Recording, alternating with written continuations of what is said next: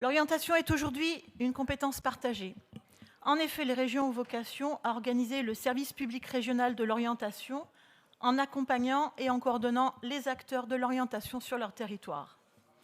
Je n'aurai pas l'outrecuidance de rappeler notre amendement, il y a plusieurs mois, qui proposait que notre région, Auvergne-Rhône-Alpes, soit innovante en la matière pour nos jeunes, du collégien au tout jeune lycéen jusqu'à l'étudiant post-bac s'il le devient.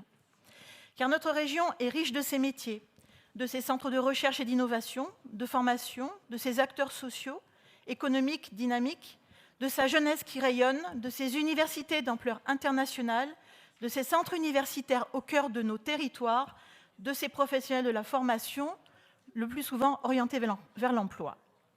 Avec la création de cette agence régionale, vous nous proposez aujourd'hui que la région Auvergne-Rhône-Alpes s'empare de cette compétence en rassemblant les différents acteurs ainsi identifiés.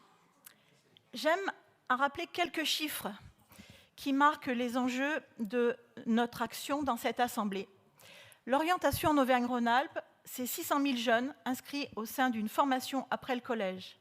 L'enjeu, notre enjeu, en tant que responsable politique, est la construction de leur avenir, l'avenir de notre territoire, de nos territoires, de leurs connaissances, de leur métier, de l'accompagnement que nous devons leur proposer, porteur d'avenir, d'épanouissement et de réalisation de leurs projets. C'est 846 000 jeunes de 16 à 24 ans.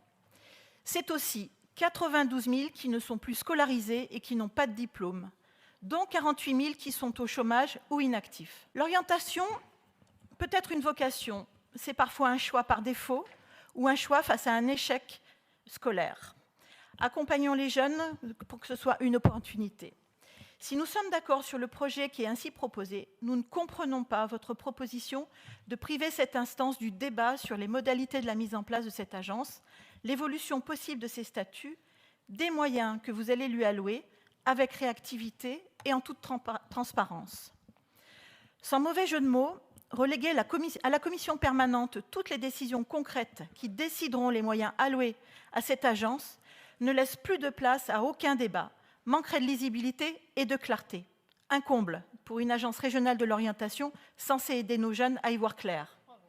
L'enjeu de l'orientation est essentiel pour notre politique régionale. C'est pourquoi nous souhaitons y prendre part démocratiquement avec débat et amendements en séance plénière.